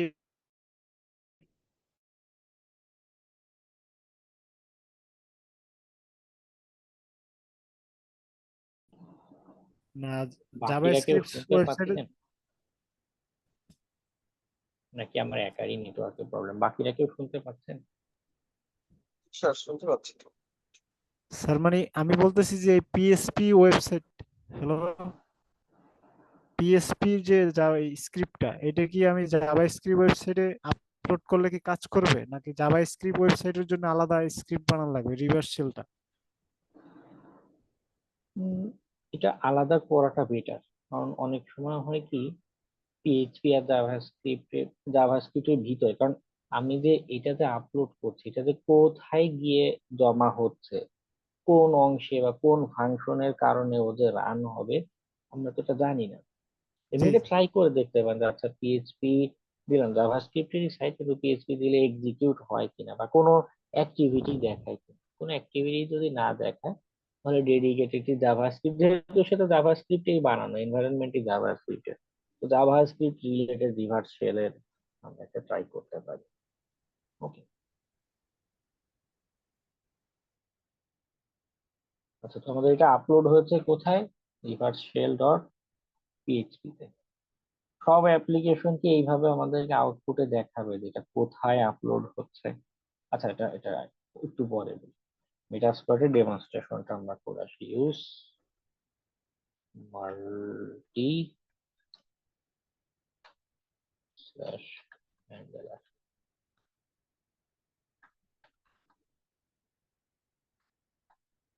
ওকে, এল হোস্ট আর এল পোর্ট মেনশন করে দিতে হবে, set L host equals to আমাদের, আচ্ছা তার আগে আইপি অ্যাড্রেসটা আবার দেখে নিই। আইপি অ্যাড্রেস 116, ট্রাই হ্যাকমিড নেটওয়ার্কে, সেট এল হোস্ট আমাদের এটা, সেট এল পোর্ট, ওই রিভার্স শেলে কি দিয়েছিলাম 4500 না? এবার রান করি,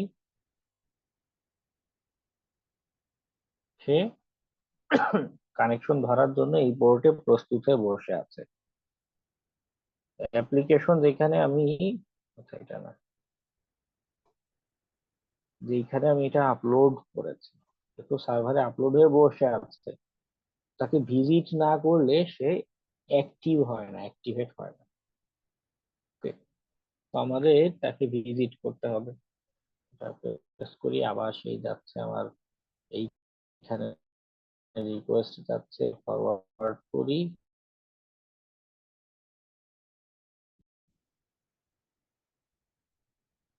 ফাইল এখানে লোড থাকবে। Okay? আর এই প্রান্তে যেটা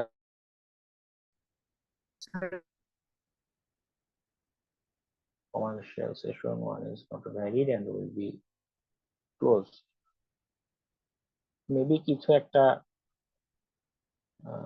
মিস্টেকের জন্য কানেকশনটা টার্মিনেট হতো, তো ফার্দার ট্রাই করলে আবার আমাদের কানেকশনটা তৈরি হয়ে যাবে। ওকে, তো আলটিমেটলি কি করা পসিবল, আমাদের যখন রিভার্স কানেকশন নেওয়া যেতে পারে। ওকে, আমি আরো অ্যাডিশনাল কিছু ইনফরমেশন দিই, বিশেষ করে ফিল্টার বাইপাস নিয়ে বা এখানকার এই কথা নিয়ে। অনেক সময় এমন হতে পারে যে আমি এইচটিএমএল যে ফাইলটা আপলোড দিচ্ছিলাম, ফোল্ডার, এই যে ফাইলটা আপলোড দিচ্ছিলাম, সরাসরি দিলে দেখা যাচ্ছে আমার নিচ্ছে না।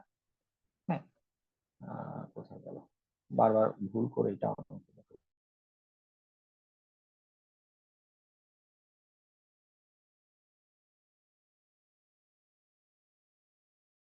সে ব্লক করে দিচ্ছে, নিচ্ছে না।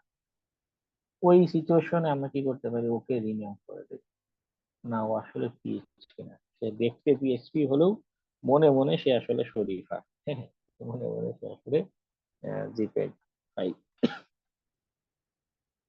ঠিক আছে, এখন দেখতে জিপেজ, এইটাকে যদি আমি এখানে এবার আপলোড করি, কোথায় গেল, পিকচার্স, না ডাউনলোডস রেখেছি, ভার্চুয়াল বা জেপিজি। যখন আপলোড হতে নিবে, ইন্টারসেপ্ট অন, আপলোড হতে নিচ্ছে, তখন দেখুন সে এবার কিন্তু সে অটোমেটিক্যালি ডিটেক্ট করেছে এটা ইমেজ স্ল্যাশ জেপিজি। ওকে, তখন আপলোডিং সার্ভারটা এক্সিট করে, জেপির জায়গায় এবার আমি পিএইচপি লিখে দিই। ঠিক আছে, এবার এই আমার এই ফাইলটা ওই পাশে সার্ভারের ভিতরে গিয়ে কি হচ্ছে না হচ্ছে উই ডোন্ট নো, আমরা কিন্তু এই জায়গাতে ব্লাইন্ড, তাই না? একদম ওয়েবের বেসিকের কথাতে এই বিষয়গুলো বুঝেছিলাম। তো সার্ভারের ভিতরে যে প্রোগ্রামিং ফাইল টাইলটা আছে, ওখানে কিন্তু আমরা ব্লাইন্ড, জানি না কি হচ্ছে, কিভাবে হচ্ছে, বা আদৌ কিছু সেখানে ঘটছে কিনা উই ডোন্ট নো। তো আমাদের যে অংশটা আমাদের হাতে আছে, সেখানে আমরা আপলোডের সময় কি করছি, ব্রাউজার কেন্দ্রিক কোনো ভ্যালিডেশন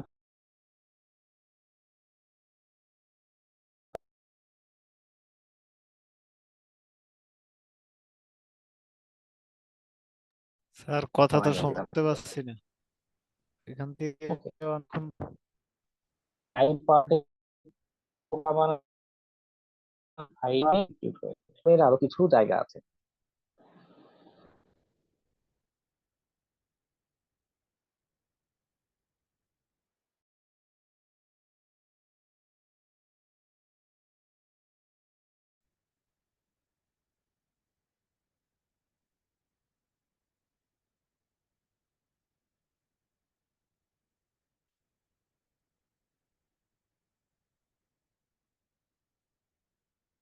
আচ্ছা, আশা করি এখন আবার নেটওয়ার্ক ঠিক থাকবে। কিছু সময় হঠাৎ হঠাৎ ড্রপ করে বসে। যেটা বলছিলাম যে আমরা ইন্টারসেপশন মাধ্যমে কি করছি, দুই পক্ষকে বোকা বানিয়ে দিতে পারছি। আচ্ছা, পরে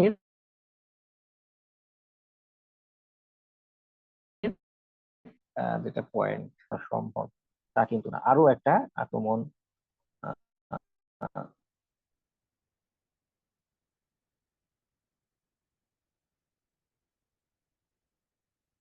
কোনটা, এইটার কথা বলছেন? এখানে যে দিল,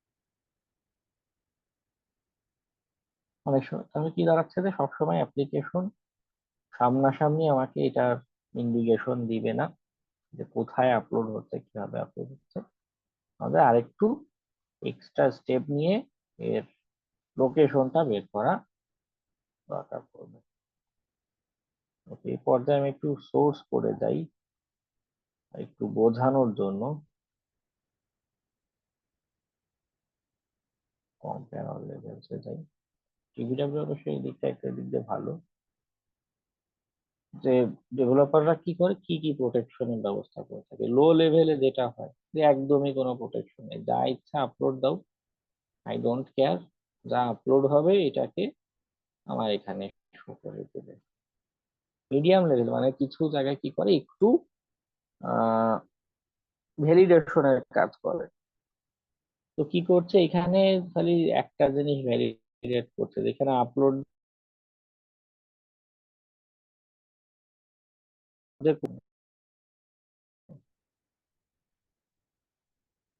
কন্টেন্ট টাইপ হেডার ঠিক থাকছে কিনা, আর কিছু সে চেক করতে যাচ্ছে না। তো কন্টেন্ট টাইপে ইমেজ জেপিজি লেখা থাকলেই এনাফ, এরপরে সে ডোন্ট কেয়ার। ওকে, এই জায়গাতে সে চেক করছে একটু ডিফিকাল্ট, সে একটু ভালো করে চেক করছে যে আপলোড যেটা হয়েছে তার এক্সটেনশনটা আলাদা করে নিচ্ছে, সে শুধু এখানে এক্সটেনশন দেখছে, নাথিং এলস। এটাও কি আমরা ওই যে বোকা বানাতে পারি, যে আমি যেটা আপলোড করছি নাম বলে দিলাম জেপিইজি, আপলোড হওয়ার সময় বারকোড দিয়ে ইন্টারসেপ্ট করে আমি দিলাম ওটাকে পিএইচপি বানিয়ে। ওকে, তখন কি হবে, হাই মানে একরকম প্রোটেকশন থাকলেও ডিসেবল হয়ে যাবে। ইম্পসিবল লেভেলটার যেটা বিশেষত্ব সেটা হচ্ছে গিয়ে একদম সবচেয়ে কঠিন মেকানিজম যদি আমরা করি সেক্ষেত্রে কি হবে সেটা, এইটা সচরাচর বাইপাস করাটা নাম শুনে বোঝা যাচ্ছে ইম্পসিবল, খুব জটিল করে তৈরি করা। আচ্ছা, তো এইখানে যেটা হতে পারে বা হবে যে ও ফাইল যেটা আপলোড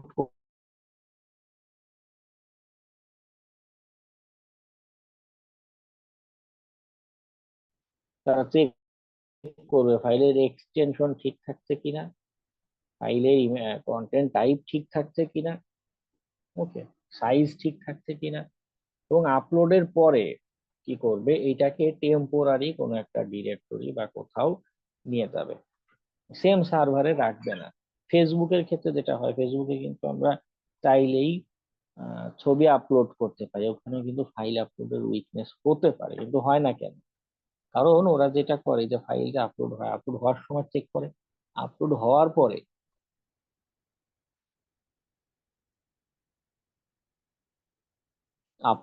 পরে এই ছবিগুলোকে দেখবেন অন্য ডিরেক্টরিতে নিয়ে চলা যায়।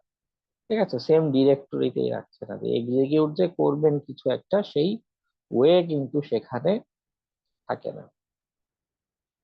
ওকে, এই জায়গাগুলোতে আমাদের জন্য ব্লাইন্ড কেস বলতে পারি। প্রোটেকশনের জন্য অনেকে ডিফারেন্ট সার্ভারে ব্যবহার করে থাকে। আবার আমরা যে ফাইল আপলোড করছি এগুলোকে ইডিআর বা এক্সডিআর সলিউশন যেগুলো আছে, end point detection and response, বা আরো জেনেরিক টার্মে যদি উদাহরণ দিই যে আপনি অ্যান্টিভাইরাস ব্যবহার করি, অ্যান্টি ম্যালওয়্যার ব্যবহার করি, অনেক প্রতিষ্ঠান কি করে এই টাইপের ব্যবহার করতে পারে। আমরা যে ফাইলটা আপলোড করছি এটাকে আগে একটা অ্যান্টিভাইরাস স্ক্যান করছে, দেন আপলোড হতে দিচ্ছে সার্ভার। কিন্তু এই কাজগুলো হবে কিন্তু সার্ভার সাইডে, ওই সার্ভারের ভিতরে, এটা কিন্তু আমাদের ব্রাউজারে হবেও না, ব্রাউজারে আমরা দেখতেও পাবো না। ওকে, ফাইল সাইজ লিমিট দিয়ে একটা আক্রমণ করতে পারি, ফাইলের যে টাইপ আছে এক্সটেনশন আছে সেটা দিয়ে আমরা আক্রমণ করতে পারি, বোকা বানাতে পারি।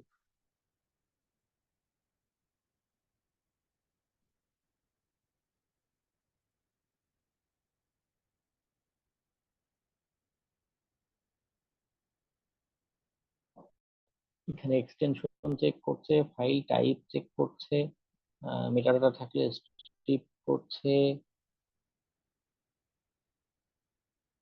এবং লাস্টে সে একটা মেসেজ দিয়েছে সাকসেসফুলি আপলোড, কোথায় আপলোড হচ্ছে বা কি হচ্ছে এই রিলেটেড কোনো ইন্ডিকেশনই দিচ্ছে না। ইম্পসিবল লেভেল যেটা, তার সোর্স কোডে এভাবে করা রয়েছে। ইম্পসিবল লেভেলে যেটা হবে,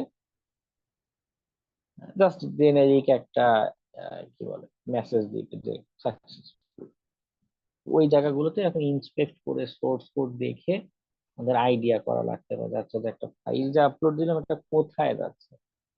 ঠিক আছে, ওকে। আরেকটা যেটা কই গেল?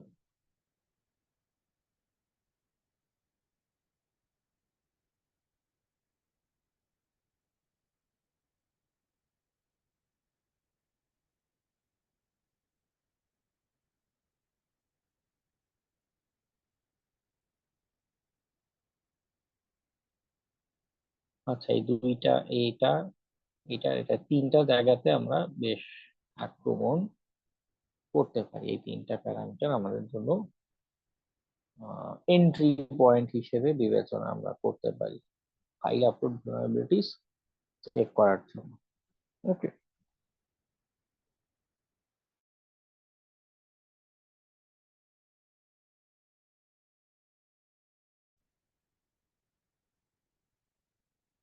ট্রাই হ্যাকে স্টপ নামের একটা রুম আছে, ওই রুমে গেলে ফাইল আপলোডের জন্য একটা চ্যালেঞ্জ টাস্ক দেখতে পাবেন, আমার যতদূর মনে আছে।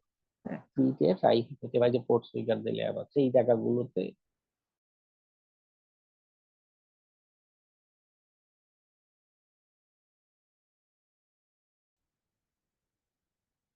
এখন তো সেভাবে অ্যাসাইনমেন্ট দেওয়া হচ্ছে না, ব্যস্ততার কারণে প্রতি ক্লাসে অ্যাসাইনমেন্ট দিতে পারছি না, কিন্তু একটু বাসায় হাতে কলমে এই জিনিসগুলো প্র্যাকটিস করবেন।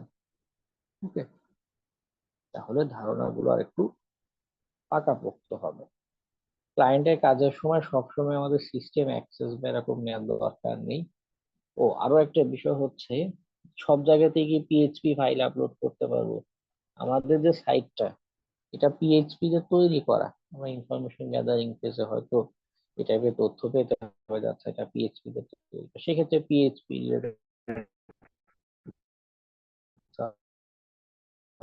করলাম মেল বা টেক্সট ফাইলের মতো জিনিস আপলোড করতে পারি আমরা। ওকে, এইচটিএমএল যদি আপলোড করি, আমি একটা জায়গায় ছবির বদলে এইচটিএমএল আপলোড করতে পারছি। তার মানে কি দাঁড়ায়, সেই এইচটিএমএল আমি একটা ওয়েবের ফান্ডামেন্টাল ক্লাসে এইচটিএমএল পড়েছিলাম, পিএইচপি পড়েছি,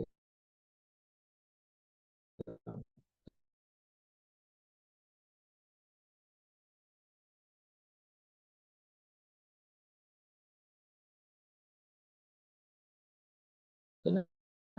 এরকম যে এখানে হ্যাকার একটা ম্যালিশিয়াস এইচটিএমএল ফাইল আপলোড করে রেখেছে, তো নাম শিক্ষণের হলেও ফাইল যেটা ওটা তো হ্যাকারের, তথ্য দিলে বা রেপুটেশন ড্যামেজ হলে শিক্ষণটা হবে। এটা আসলে ফিক্স নেই যে আসলে কি কি ধরনের সেল আপ করা যাবে। এটা বেশিরভাগ ক্ষেত্রে ওই যে অনেক জায়গায় হয় কি, এন্টারপ্রাইজ গুলো ইনবাউন্ড কানেকশন, যেটা মানে কানেকশন ঢোকা যায়, ওদের সার্ভার থেকে বাইরের যে কানেকশন আসে ওই অংশতে অনেক স্ট্রিক্ট জিনিসপত্র ইমপ্লিমেন্ট করে বসে, যার কারণে দেখা যায় যে আপলোড করা গেলেও রিভার্স কানেকশনটা আসছে না, আমাদের মেটাস্প্লয়েট পর্যন্ত রিভার্স কানেকশন আসছে না। জন্য কি মানে এক্সপেরিমেন্ট করে তাই কানেকশন আসছে। আর যদি কানেকশন না আসে বা কানেকশন ছাড়াও আমার উদ্দেশ্য হচ্ছে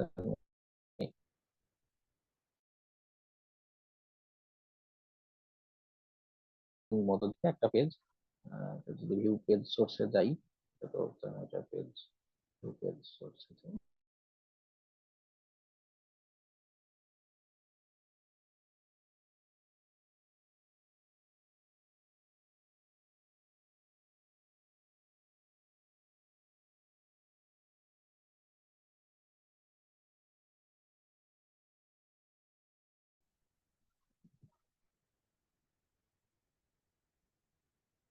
ঠিক আছে।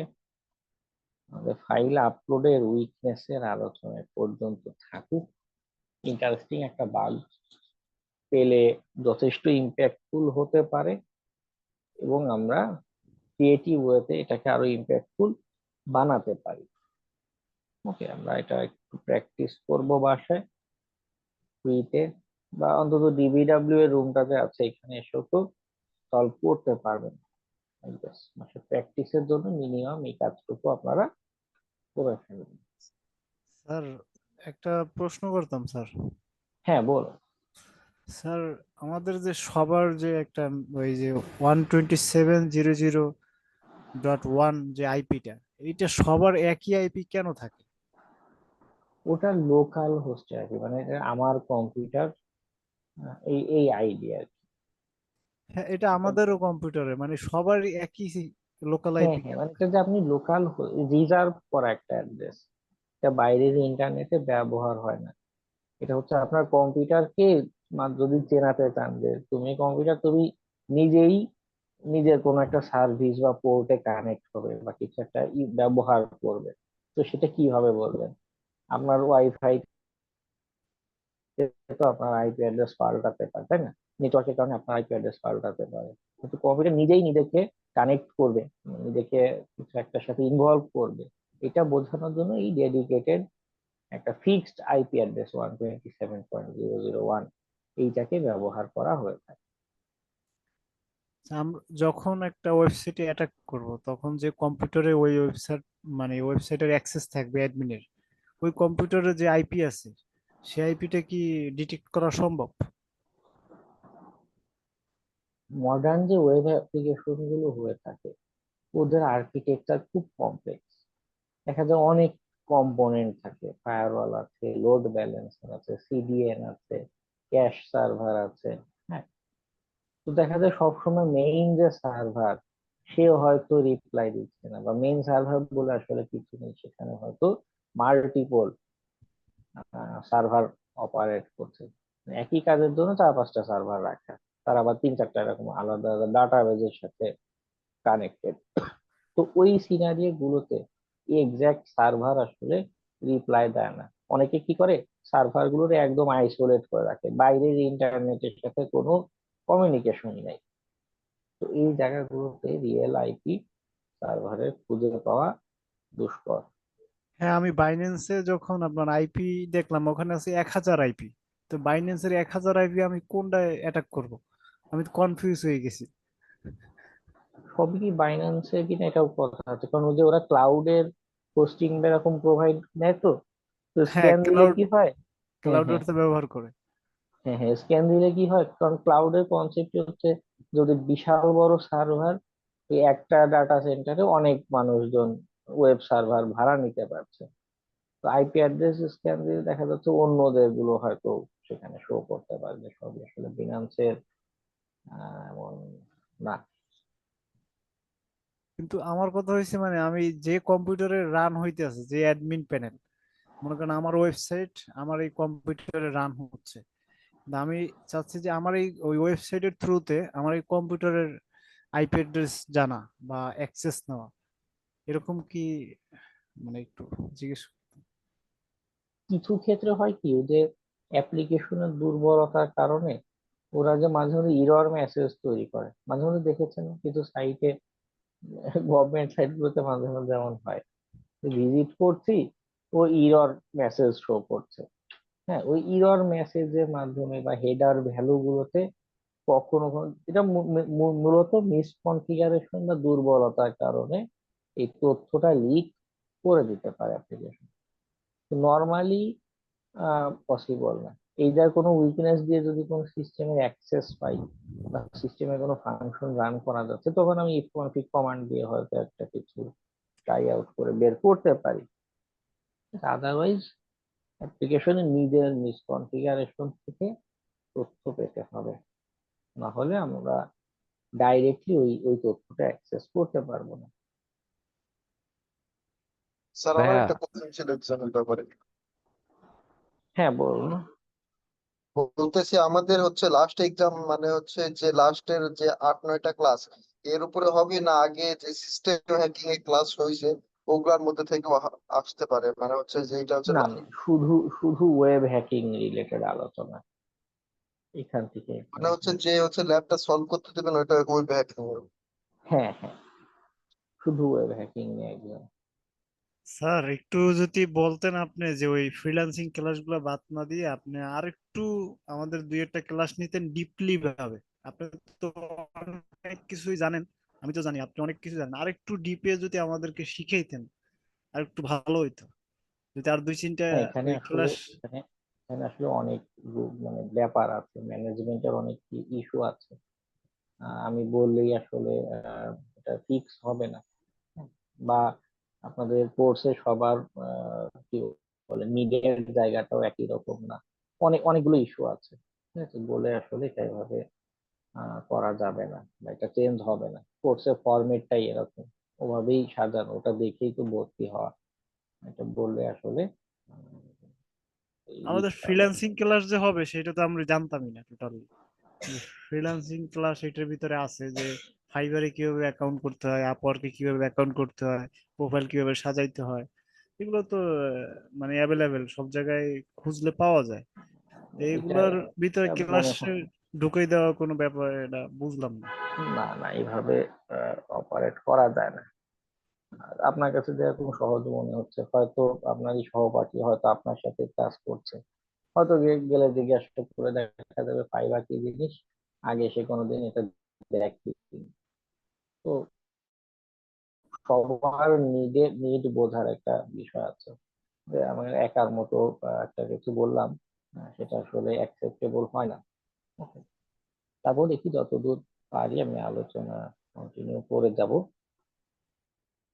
আবার এই শিক্ষণেরও মানে তাদের ম্যানেজমেন্টের অনেক কিছু সিদ্ধান্ত নিতে হয়, তাদের বাজেটিং এর অনেক বিষয় আছে, তাদের শিডিউলের বিষয় আছে। তাও তো আমি ঈদের সময় রোজার সময়টাতে আপনাদের ক্লাস কম কম করে নিয়ে একটা কি বলে প্রেশার কমানোর চেষ্টা করেছি, ওটার জন্য অনেক ঝামেলা হচ্ছে এখনো। আহ চাইলেই আসলে অনেক কিছু পাল্টানো যায় না। হুম। ভাইয়া আপনি প্রিভিয়াস একটা ক্লাসে বলছিলেন আমরা যখন একটা ওয়েবসাইট অথবা মানে একটা আইপি অ্যাড্রেসের সাথে কমিউনিকেট করি, তখন যে প্যাকেটটা যায় ওই প্যাকেটের মধ্যে ম্যাক অ্যাড্রেস লেখা থাকে, আর ম্যাক অ্যাড্রেসটাকে আমরা রিরাইট করে বদলাতে পারি। ওটা কিভাবে ভাই একটু বললে ভালো হয়। ম্যাক অ্যাড্রেসটা মূলত আমাদের লোকাল নেটওয়ার্কে ব্যবহার হয়। ওই রাউটারটা আছে না, ওই রাউটার পর্যন্ত ম্যাক অ্যাড্রেসটা যায়, রাউটারের বাইরে ও পাস হয় না। এটার জন্য একটা টুলস আছে, ম্যাক চেঞ্জার। গিটহাবে সার্চ দিলেই পাবে, বা মেবি প্যারোডে তো বিল্ট ইন সেট আপ আসে দেখতাম ম্যাক চেঞ্জার। এটা ব্যবহার করলে আসলে ম্যাক অ্যাড্রেস কিন্তু পাল্টায় না, কারণ ম্যাকের কনসেপ্টে আমি বলেছিলাম যেটা একদম ফিক্সড। এটা আসলে আমার ডিভাইসের সাথে একদম ইনকোডেড, এটা পাল্টানোর কোনো উপায় নেই। ম্যাক চেঞ্জার বা ওরা যে কাজটা করে, যে প্যাকেটটা আমি ট্রান্সফার করছি ওখানে ম্যাক অ্যাড্রেসটা ও নিজের মতো একটা লিখে দেয়। হ্যাঁ, মানে একটা অস্থায়ী একটা সিস্টেম মতো করে। সেটা স্থায়ীও হয় না, অ্যাকচুয়াল ম্যাক অ্যাড্রেসটা পাল্টায় না। তবে ম্যাক চেঞ্জার এরকম টুলস ব্যবহার করতে পারে, ও এই কাজটা করে দিবে। ম্যাক চেঞ্জার তো যখন আমি আবার মেশিনটা ওপেন করি বা রিস্টার্ট দিই তখন তো আবার আগের যে হ্যাঁ, ম্যাক চেঞ্জার ওইটা এসে যায়। হ্যাঁ, হ্যাঁ, আগে ম্যাক অ্যাড্রেস চলে আসবে, কারণ বললাম মাত্র বললাম না, কারণ ম্যাকের সিস্টেমটাই হচ্ছে একদম ডিভাইস স্পেসিফিক, একদম ডিভাইসের সাথে সেট করা, এটা পাল্টানোর কোনো উপায় নেই। তাই এমন আমরা একটা সেট কোড রান করা যায় না যেরকম আমার যখন সিস্টেমটা ওপেন হবে তখন অটোমেটিক ম্যাক চেঞ্জার হয়ে যাবে, আবার যখন আমি বন্ধ করব তখন তো বন্ধ থাকবে, যখন আবার আমি সিস্টেম ওপেন করব ওই কোডটা অটোমেটিক রান হয়ে অটোমেটিক ম্যাক চেঞ্জ হয়ে যাবে। এরকম করা যায় ব্যাশ স্ক্রিপ্টে। একটা লাইন লিখলে যে আমি অটো কি বলে ওয়েক আপ ফাংশনের সাথে সাথে ম্যাক চেঞ্জার টুলসটার একটা কমান্ড এক্সিকিউট হবে। এটা করা যায় এক দুইটা লাইনে। ব্যাশ স্ক্রিপ্ট নিয়ে এক দুইটা এরকম টিউটোরিয়াল দেখতে পারেন, যে কোন কিছু আমার ফাংশনটার নাম মনে পড়ছে না। তবে সামান্য একটা কমান্ড লিখলেই এরকম একটা স্ক্রিপ্ট তৈরি হয়ে যাবে।